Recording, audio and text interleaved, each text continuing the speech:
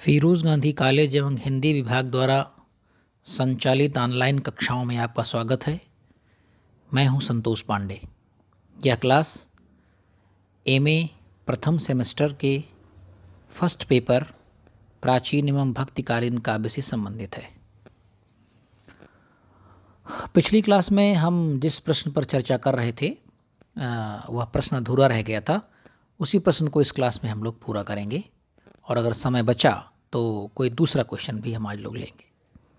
तो हम जिस प्रश्न पर अपनी बात रख रहे थे वह प्रश्न था पृथ्वीराज रासो का महाकाव्यत्व।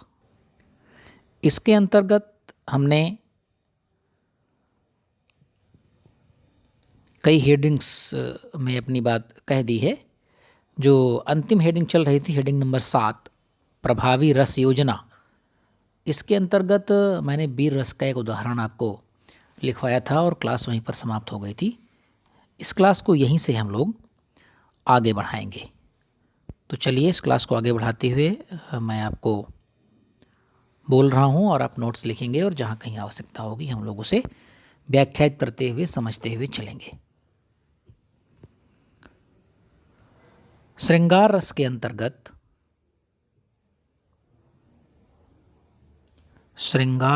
अंतर्गत पद्मावती के सौंदर्य का वर्णन करती हुई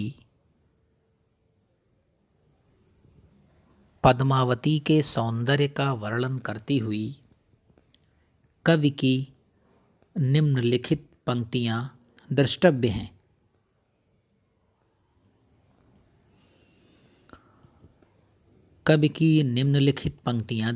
डैश करके एक लाइन छोड़ करके इनोड कामा के अंदर लिखेंगे।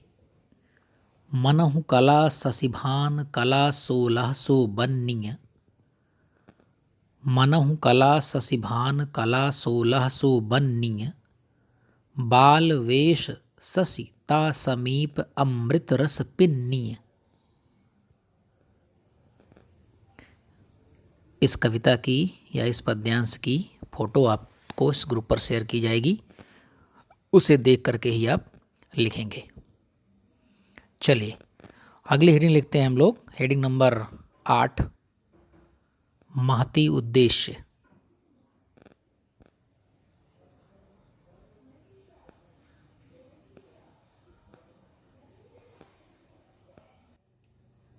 महती उद्देश्य।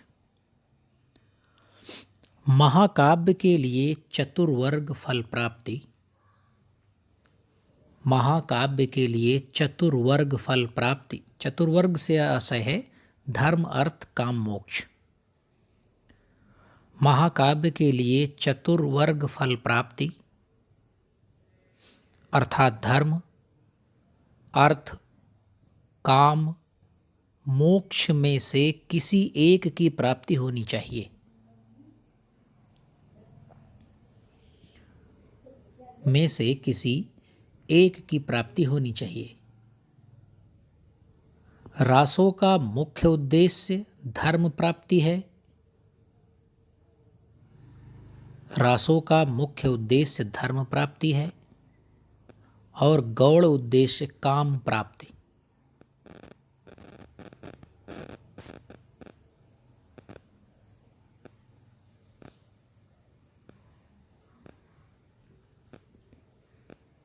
चंदबरदाई ने इस काव्य के अंत में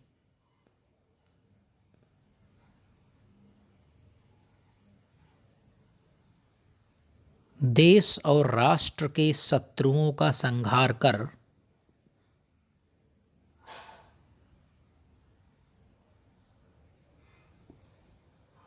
देश की रक्षा करने का उद्देश्य भी प्रकट किया है।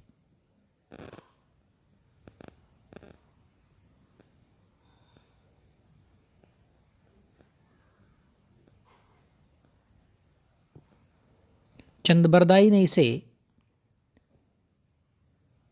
रासों में निम्नलिखित पंक्तियों के माध्यम से भी कहा है। चंदबरदाई ने रासों में इसे निम्नलिखित पंक्तियों के माध्यम से भी कहा है। एक लाइन छोड़ करके नोट कामा के अंदर वो पंक्ति लिखेंगे और इसकी फ़ोटो आपको ग्रुप पर मिल जाएगी। पविहि सुअरथ अरुध्रम्य काय, निर्माण मोस पावहि साध्य। यानी इस कविता में रासोकार ने ये बताया है कि हमने ये जो पृथ्वीराज रासो लिखा है इसके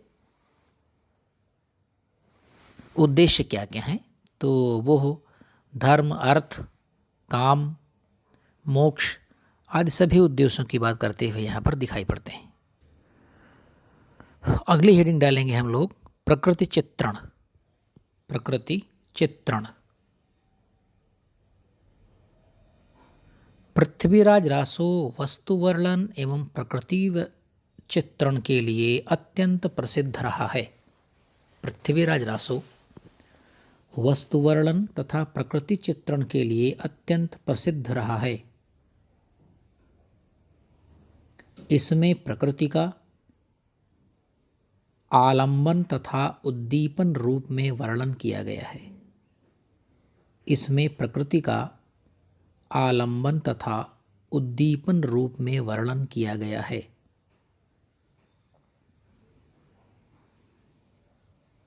नगर, नदी, पर्वत, रात्रि, दिन, प्रातः, सायं, वन, सरोवर आदि का अत्यंत मनोहारी वर्णन हुआ है। आदि का अत्यंत मनोहारी वर्णन हुआ है।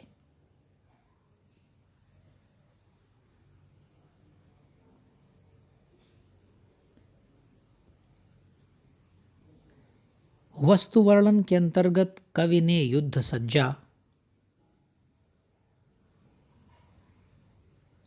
तथा युद्ध वर्णन की जो योजना की है वह अत्यंत प्रभावशाली है।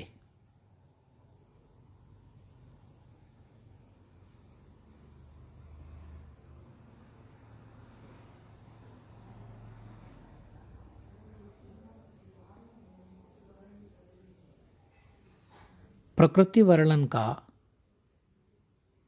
तथा वस्तु वर्णन का क्रमशः एक एक उदाहरण यहाँ दृष्टव्य है। प्रकृति वर्णन तथा वस्तु वर्णन का क्रमशः एक एक उदाहरण यहाँ पर दृष्टव्य है। ऐस करके इन्होंने काम के अंदर लिखेंगे। कांति भार पुरा पुनर्मद गजम शाखा नगंडस्थलम उच्छम तुच्छम तुरासराशिकमनम कीरम कुंभ निद्वादलम। इसकी फोटो आपको ग्रुप पर उपलब्ध हो जाएगी, उसे देख करके ही आप लिखेंगे। एक लाइन छोड़ करके दूसरा उदाहरण लिखिए जो युद्ध सज्जा या युद्ध वर्णन से संबंधित है।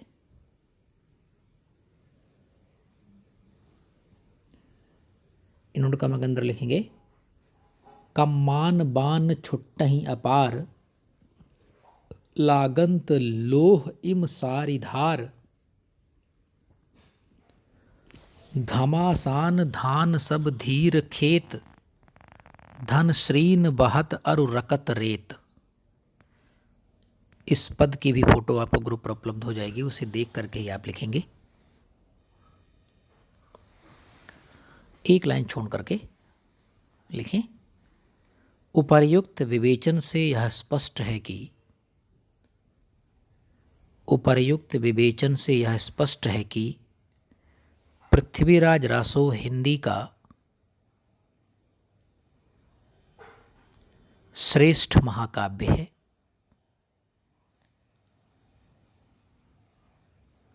जिसमें आदर्श नायक के साहसी चरित्र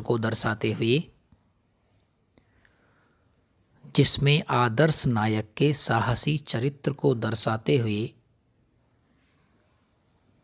आकर्षक रसपाक हुआ है। रसपाक से ऐसा है रस की प्राप्ति। साहसी चरित्र को दर्शाते हुए आकर्षक रसपाक हुआ है। इसमें महाकाव्य के अधिकांश गुण परिलक्षित होते हैं। इसमें महाकाव्य के अधिकांश गुण परिलक्षित होते हैं। इस प्रकार से यह प्रश्न यहाँ पर समाप्त होता है और अब हम दूसरे प्रश्न की ओर बढ़ेंगे। अगला प्रश्न है हमारा, पद्मावती समय के आधार पर चंद बरदाई के काव्य सौष्ठव की समीक्षा कीजिए। पद्मावती समय के आधार पर चंद बरदाई के काव्य सौष्ठव की समीक्षा कीजिए। या इसे कुछ इस तरह भी पूछा जा सकता है कि भाव पक्ष और कला पक्ष को दृष्टि में रखते हुए, भाव पक्ष और कला पक्ष को दृष्टि में रखते हुए पद्मावती समय की समीक्षा कीजिए।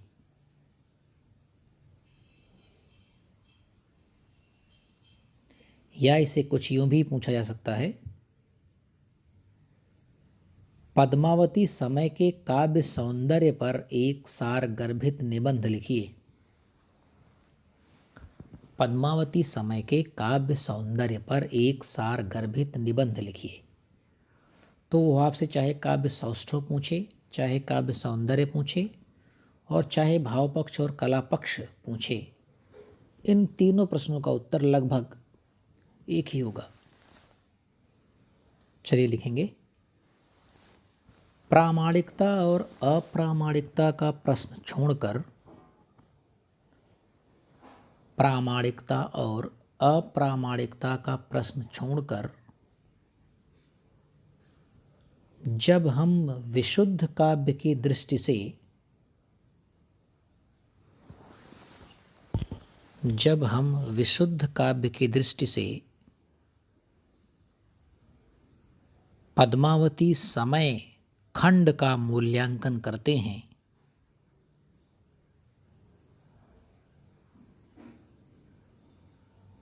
तब यह एक सुंदर काव्य मणि के रूप में हमारे सामने आती है। तब यह एक सुंदर काव्य मणि के रूप में हमारे सामने आती है।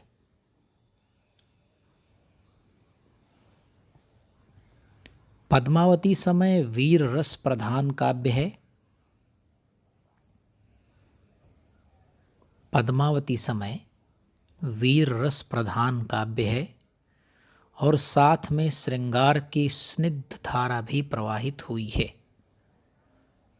और साथ में श्रृंगार की स्निग्ध धारा भी प्रवाहित हुई है।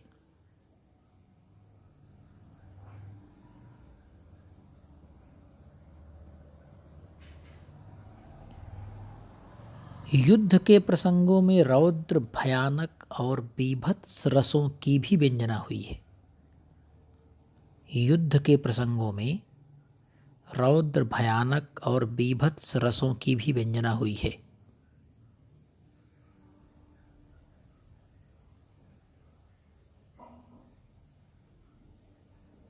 कला पक्ष के अंतर्गत छंद, अलंकार, भाषा, वर्णन शैली का पूर्ण वैभव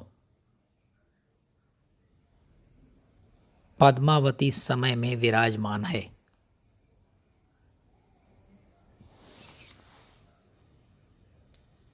एक लाइन छोड़कर लिखेंगे,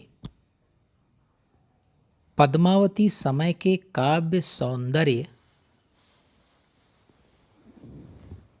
अब अगर प्रश्न ये आ जाए कि भाव पक्ष एवं कला पक्ष, तो यहाँ पर आप भाव पक्ष लिखेंगे। अगर प्रश्न में आ जाए काव्य सौष्ठव, तो यहाँ पर आप काव्य सौष्ठव लिखेंगे। और प्रश्न अगर काव्य सौंदर्य के संबंध में आए तो यहाँ पर काव्य सौंदर्य लिखेंगे। इतना परिवर्तन आपको यहाँ करना होगा। मैं फिर से एक बार बता दे रहा हूँ, जहाँ पर काव्य सौंदर्य आ रहा है, अगर प्रश्न में काव्य सौंदर्य पूछा जाए तो काव्य सौंदर्य लिखेंगे, काव्य सौष्ठव पूछा जाए तो काव्य सौष्ठव लिखेंगे, और भाव पक्ष और कला पक्ष पूछा जाए तो यहाँ पर पहले भाव पक्ष लिखेंगे और इसके बाद फिर कला पक्ष आएगा।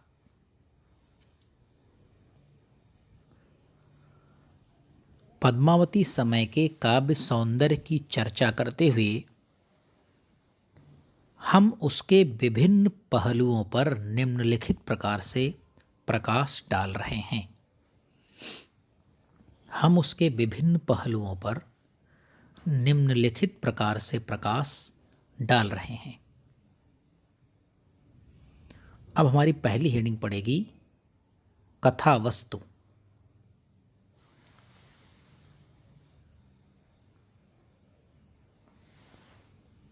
कथा वस्तु। पद्मावती समय का कथानक इतिवृत्तात्मक है। पद्मावती समय का कथानक इतिवृत्तात्मक है, जिसमें इतिहास और कल्पना का सुंदर समन्वय मिलता है। जिसमें इतिहास और कल्पना का सुंदर समन्वय मिलता है।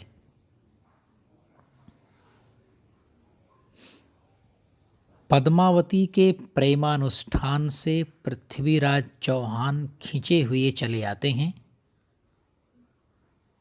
पद्मावती के प्रेमानुष्ठान से पृथ्वीराज चौहान खींचे हुए चले आते हैं, उसका हरण करते हैं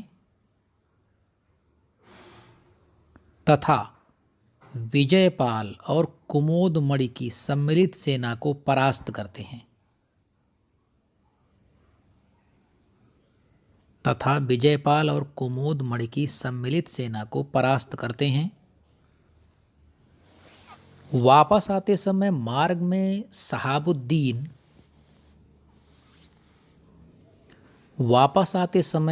में सहाबुद्दीन एक विशाल सेना के साथ चौहान का मार्ग रोकता है। एक विशाल सेना के साथ चौहान का मार्ग रोकता है। पृथ्वीराज प्रबल पराक्रम के साथ युद्ध करते हैं।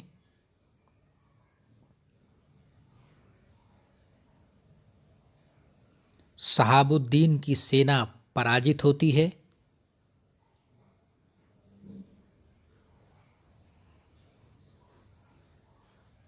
और पृथ्वीराज चौहान पद्मावती को लेकर दिल्ली स्थित अपने राजमहल में प्रवेश करते हैं।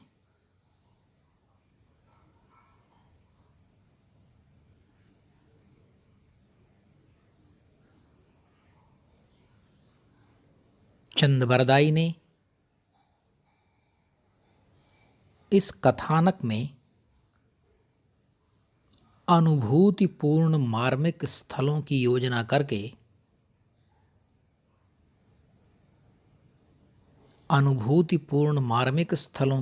करके इसे रसात्मक बना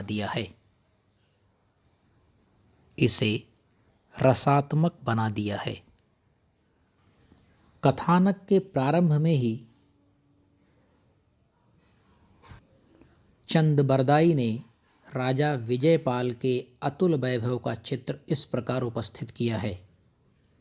राजा विजयपाल के अतुल वैभव का चित्र इस प्रकार उपस्थित किया है। डैश करके एक लाइन छोड़ करके इनोड कमा के अंदर लिखेंगे। पूरब दिश गढ़ गढ़नपति समुद्र शिखर अति द्रुग तह सुविजय सुरराजपति जादू कुलह अभग।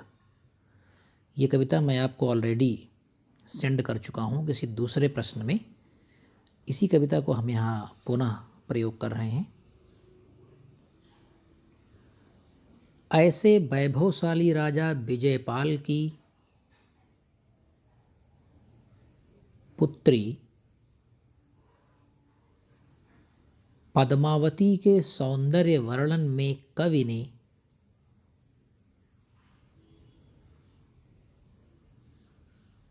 अपनी समस्त काव्य शक्ति से परिचित करवा दिया है। कवि ने अपनी समस्त काव्य शक्ति से हमें परिचित करवा दिया है।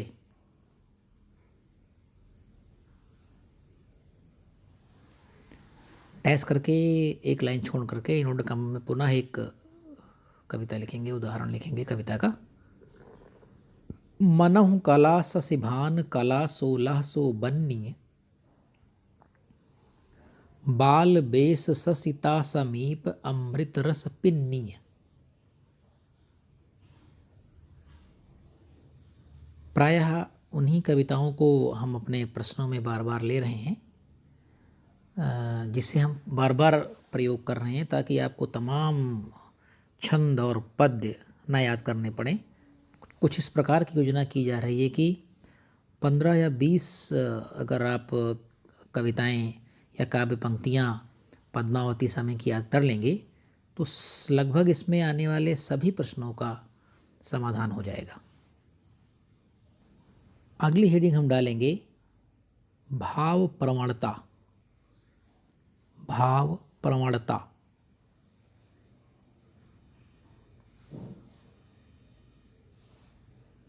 भाव पक्ष की दृष्टि से जब हम पद्मावती समय का मूल्यांकन करते हैं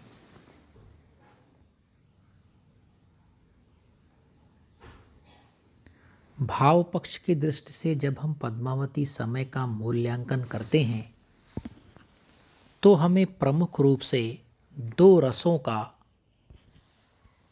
परिपाक दिखाई पड़ता है।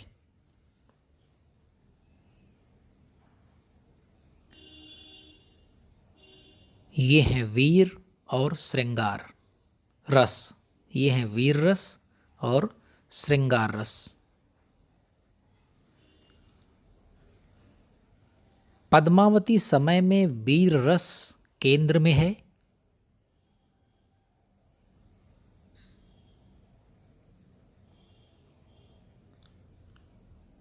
तथा श्रृंगार रस बीच बीच में अपनी उपस्थिति से हमें परिचित करवाता रहता है तथा श्रृंगार रस बीच बीच में अपनी उपस्थिति से हमें परिचित करवाता रहता है।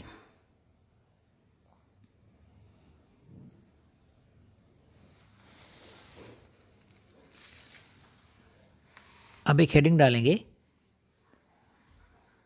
वीर रस।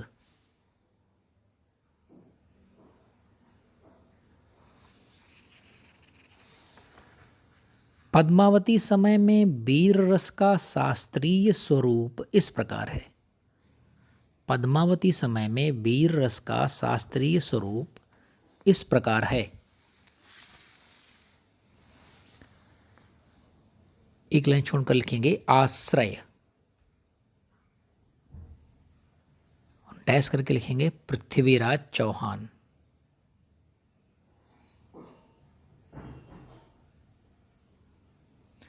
दूसरा लिखेंगे आलंबन, आश्रय के नीचे लिखेंगे आलंबन।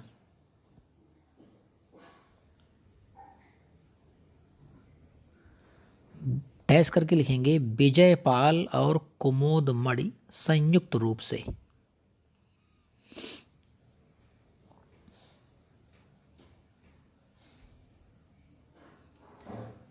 साथ में सहाबुद्दीन गोरी।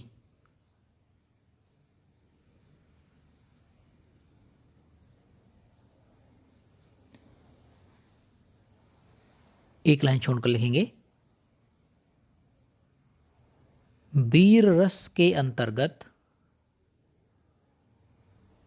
दानवीर, युद्धवीर, धर्मवीर, दयावीर, दानवीर, युद्धवीर, धर्मवीर, दयावीर आदि प्रमुख भेद होते हैं, परंतु यहाँ पर युद्धवीर को ही प्रमुखता प्रदान की गई है।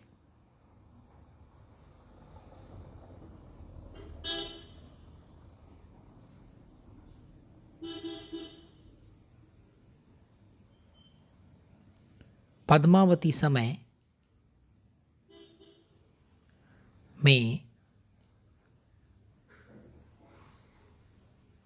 युद्ध के लिए योद्धाओं द्वारा हाथी घोड़े सजाने, युद्ध के लिए योद्धाओं द्वारा हाथी घोड़े सजाने तथा सेना के प्रयाण एवं भीषण युद्ध के सजीव और प्रभावशाली वर्णन हुए हैं। भीषण युद्ध के सजीव एवं प्रभावशाली वर्णन हुए हैं।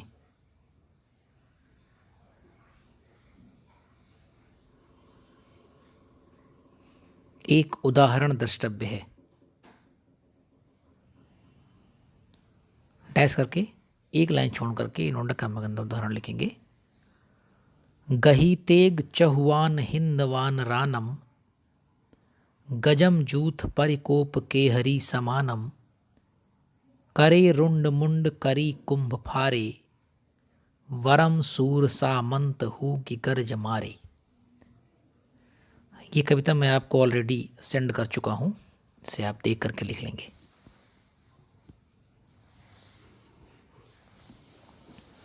एक लाइन छोड़ करके लिखेंगे।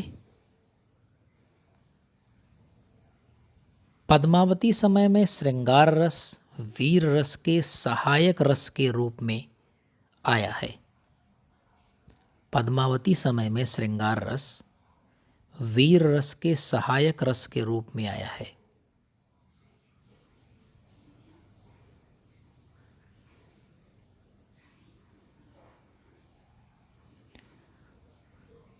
संयोग श्रृंगार तथा वियोग श्रृंगार दोनों ही प्रकार के अनुभूतिपूर्ण वर्णन, संयोग श्रृंगार तथा वियोग श्रृंगार दोनों के ही अनुभूतिपूर्ण वर्णन पद्मावती समय में मिलते हैं।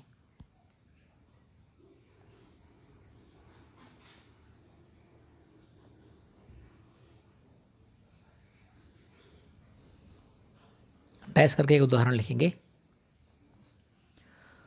सुनत श्रवण पृथ्वीराज जस उमग बाल विधि अंग, तन मन चित चहुआन पर बसेव सुरत तह रंग। सुनत श्रवण पृथ्वीराज जस उमग बाल विधि अंग, तन मन चित चहुआन पर बसेव सुरत तह रंग। यह कविता भी मैं आपको सेंड कर चुका हूँ ऑलरेडी ग्रुप पर, तो इसे देख करके आप इसे लिख लेंगे।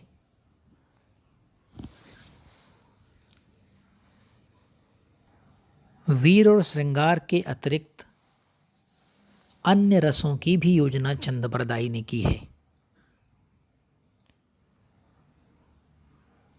अन्य रसों की भी योजना चंद्रप्रदायी ने की है, जैसे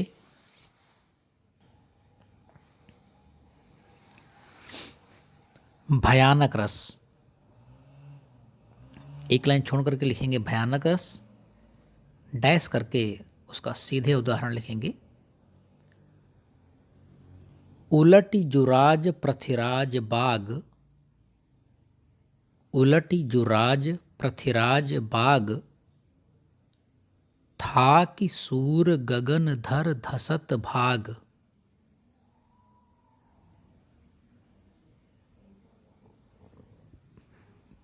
फिर से एक लाइन छोड़ करके लिखेंगे रौद्र रस।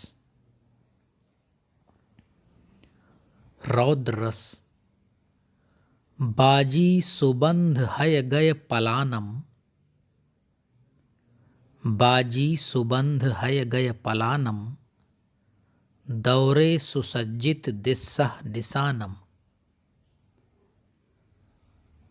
इसकी भी फोटो आपको ग्रुप पर उपलब्ध हो जाएगी, उसे आप देख करके ही लिखेंगे।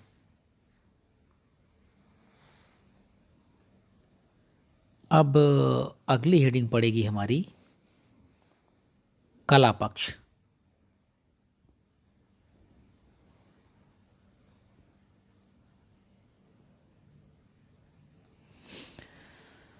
काव्य के कला पक्ष के अंतर्गत छंद, अलंकार, रीति, गुण, भाषा आदि पक्ष आते हैं। भाषा आदि पक्ष आते हैं।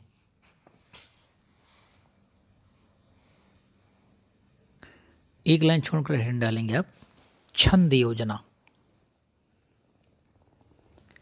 छंद योजना इस दृष्टि से पद्मावती समय एक सफल रचना है।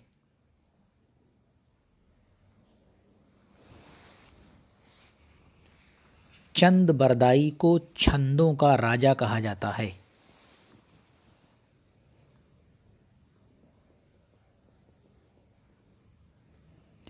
इन्हें छप्पय नामक छंद अत्यंत प्रिय था।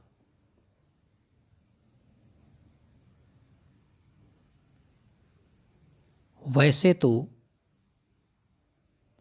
हर तलवार की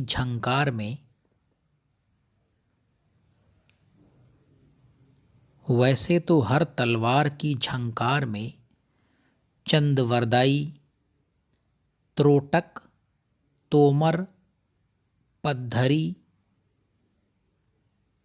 और नाराज पर उतर आते हैं।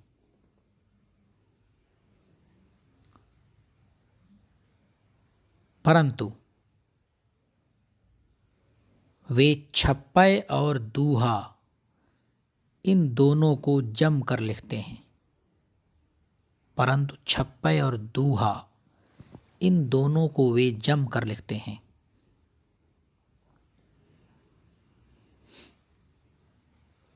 अगली हेडिंग पड़ेगी हमारी अलंकार।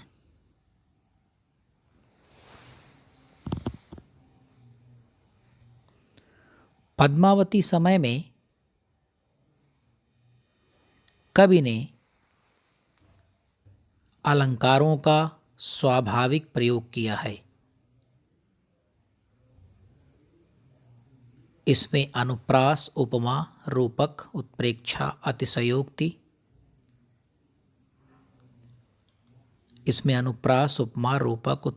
अतिशयोक्ति, रूपकातिशयोक्ति, यमक, भ्रांतिमान, दृष्टांत जैसे अलंकार प्रमुखता से पाए जाते हैं। कुछ उदाहरण दृष्टव्य हैं। डैश करके नीचे लिखेंगे एक लाइन छोड़ करके। अनुप्रास, डैश करके इसका उदाहरण लिखेंगे। पद्मावती विलसी वर बाल बेली। पद्मावती विलसी वर बाल बेली। हम जितने उदाहरण लिखवा रहे हैं इनकी फोटो ग्रुप पर आपको मिल जाएगी। एक लाइन छोड़ करके लिखेंगे यमक। वर गोरी पद्मावती गह गोरी सुरतान। वर गोरी पद्मावती गह गोरी सुरतान। एक लाइन छोड़कर लिखेंगे उपमा, उपमा अलंकार। डैश करके उदाहरण लिखेंगे। श्वेत वस्त्र सोहै शरीर नख स्वाति बूंद जस। श्वेत वस्त्र सोहै शरीर नख स्वाति बूंद जस। एक लाइन छोड़ करके फिर से लिखेंगे रूपक अलंकार। तह सुविजय सुरराजपति। तह सुविजय सुरराजपति। एक लाइन छोड़कर लिखेंगे दृष्टांत अलंकार। ज्यों रुक्मीन कान्हर वरी त्यों वरी संभरी कांत। ज्यों रुक्मीन कान्हर बरी त्यों बरी संभरी कांत। नेक्स्ट और अंतिम हेडिंग लिखेंगे हम भाषा।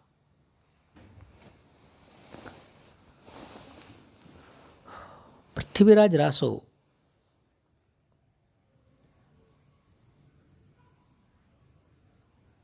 डिंगल शैली में लिखा गया है।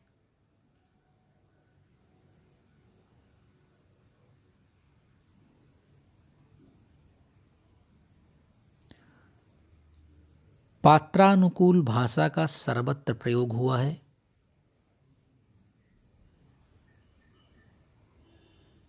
पात्रानुकूल भाषा का सर्वत्र प्रयोग हुआ है। शब्द चयन, पद प्रयोग की सार्थकता, ध्वन्यात्मकता तथा काव्य सौंदर्य की दृष्टि से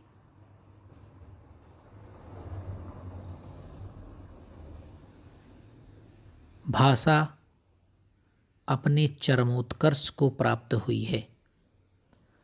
भाषा अपने चरमोत्कर्ष को प्राप्त हुई है।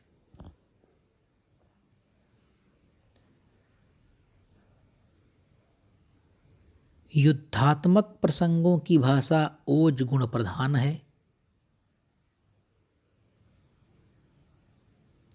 युद्धात्मक प्रसंगों की भाषा ओज गुण प्रधान है तथा युद्ध वर्णन में इसकी गति अत्यंत तीव्र हो गई है।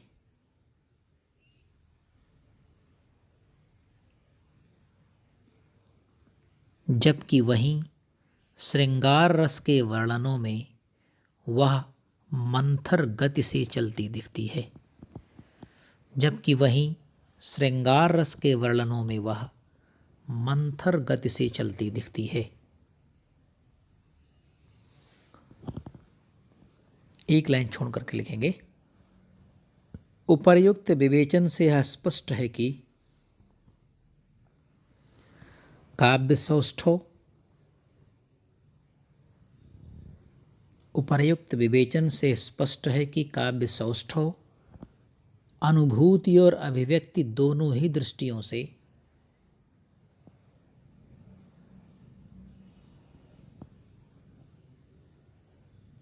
पद्मावती समय एक सफल काव्य है।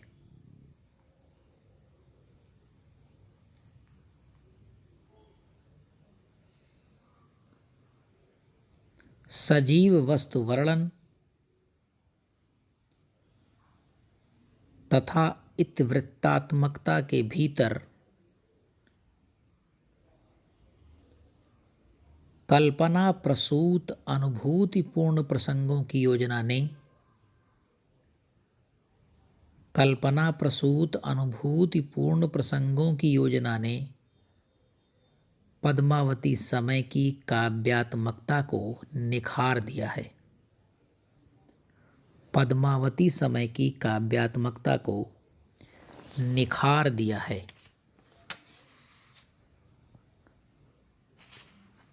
इस प्रकार से हमारा यह प्रश्न आज पूरा होता है।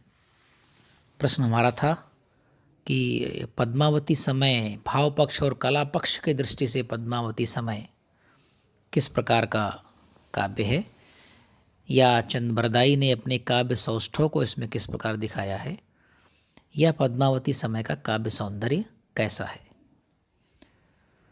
तो चलिए अगली क्लास में हम पुनः आपसे मिलते हैं। धन्यवाद।